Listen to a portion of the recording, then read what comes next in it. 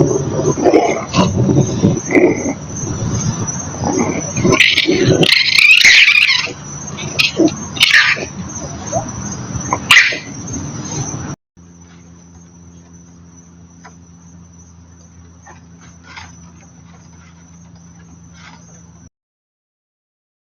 been testing out a nice new trail camera from Voopeak, the TC37. It's got integrated 5200 milliamp lithium battery with a solar panel, and it's on top here, just adjustable up and down. Two lenses, one for nighttime, Starlight, which extends color vision into the evening, and one for the daytime. 4K UHD video resolution. And it's a nice package. It's lightweight. It has an option to use 4 AA batteries as a backup, and actually it'll work fine without batteries. So I've been testing it out for about 2 weeks now, taken literally hundreds of videos, and I've never put batteries in here.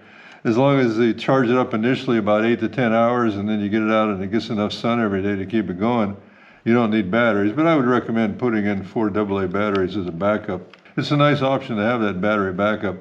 It reminds me of the TC22, which is a real nice camera. A little bit higher resolution video than this one, but it doesn't have a battery backup, but it has an external port for power. And it's pretty standard as far as the setup of a trail camera. It's lightweight. It's got 2 IR lights. A lot of times you'll see trail cameras with 20, 30 IR lights around here. This has 2 primary 850 nanometer IR lights right here. It does really good with night vision. And of course it's got 3 PIR sensors on the side too, so you get real fast trigger speed. Comes with strap for mounting and a USB cable. You can put a cable lock on it. You can also put a little padlock on your access door here.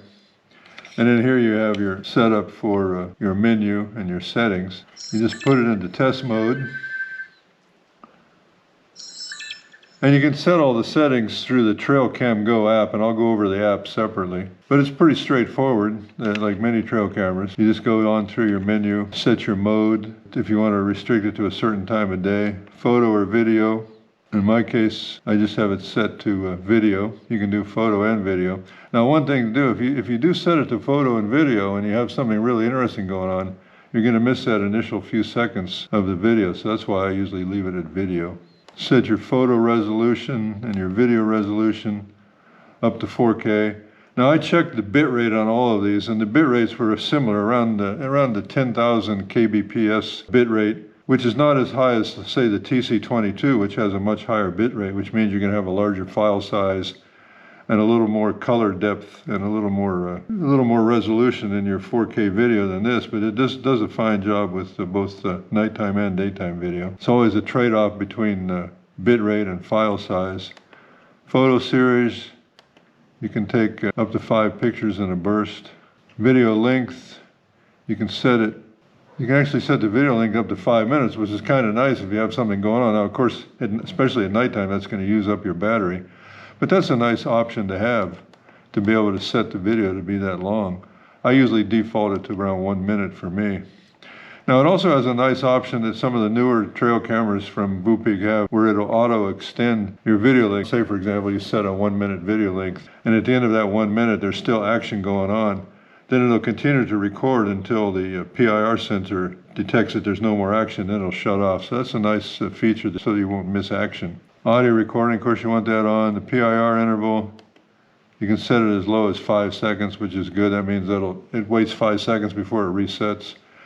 You know, the shorter the PIR interval, the more you're going to use your battery, but to me, I just don't want to miss the action. PIR sensitivity, I almost always have that set to high. Side sensors on. And this has a nice option here of your fill light. A lot of times, if your subject is far away, you want it to be as powerful as possible, but if you have something close, then it's going to like wash out, and at night it's just going to oversaturate and overexpose your video. So if you have an option of doing near or middle, a lot of times I'll have this set up to where I'm doing small animals or birds up close, and I'll want it either near or middle. I've been using the middle mode and it's been working real fine. You can give your camera a name and your Wi-Fi and your date and time, and all that's pretty straightforward. And you can reset almost all of these settings with the app, so you don't have to actually set it up initially, and then you can make adjustments with the app. So that's pretty straightforward. Then you just turn it on, and then you communicate it with the Trail Cam Go app, and I'll go over that app separately. The camera itself is real simple to operate, real straightforward, no no drama, no problems. Got a nice size and feel to it. It's really well. I like the night vision. I like the quality of the night vision and the day vision. Now, when you're talking about this and comparing it to the TC22, yeah, I would probably prefer the TC22 by Voopeak just for the higher bit rate of the video, for saving the videos to disk to process them later. So it's a nice solid camera, a nice new addition to the Vupic line. Works well, easy to program, easy to use, lightweight, and I'll get it out there and set it up and I'll show you some of the results. You can use up to a 256 gigabyte micro SD card. The Starlight night vision works well. I've been using that on a number of dual lens Vupic trail cameras for several years now. That extends the color vision into the evening hours and gives better quality night vision. And it gives real good quality results, but probably my favorite thing about it, like a lot of the more recent cameras, is it has an integrated solar panel with an integrated lithium battery, and that means you don't have to buy batteries if you don't want to. But it also has the option for a 4 AA battery backup. I'm just not into buying batteries anymore if I can help it.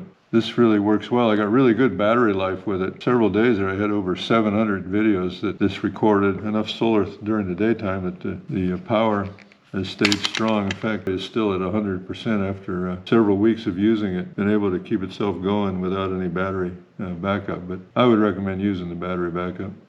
The other strong point is it has 4K UHD resolution at a pretty good bit rate, which gives you quality results. But it also has a good solid 30 frames per second, so you get nice smooth video captures. This is a Wi-Fi trail camera. What's nice about these is you can just use your app on the phone, be within about, I've had pretty good luck in the 40 to 50 foot range from the camera. You can use the Bluetooth to wake up the camera through the app.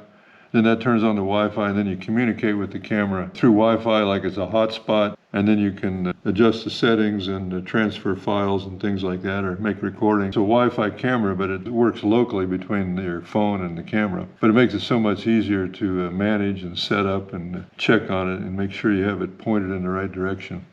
Trigger speed was really good, and trigger reliability was really good. So in all, I'd say it's a nice addition to the Vupic line. A good solid economy dual lens trail camera with solar power and good quality results. The app works real well. You can get all your status here, battery, memory card status, device model and things like that. Go to your live camera, tap to connect the camera. Usually it doesn't take more than 30 seconds to do that. And there you have a live view. You can zoom in, take a look at it, make a recording, or you can take a screenshot. So if you get an alert, you get a live view of what's going on and take a recording. It goes right to your phone. You can go to your gallery.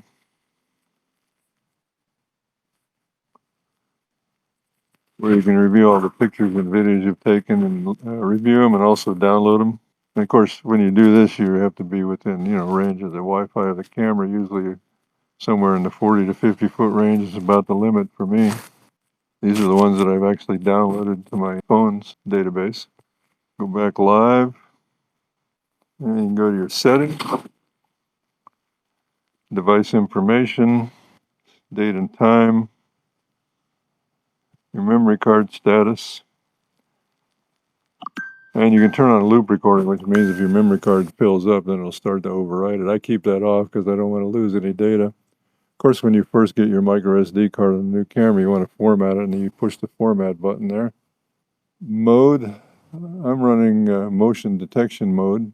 You can do time-lapse and time-lapse photography, which is nice if you have a specific need for that. You can set your PIR interval, which is the time it waits before one trigger before it gets triggered again. I want that as short as possible. Operating time, that's only if you want to run it for a certain time.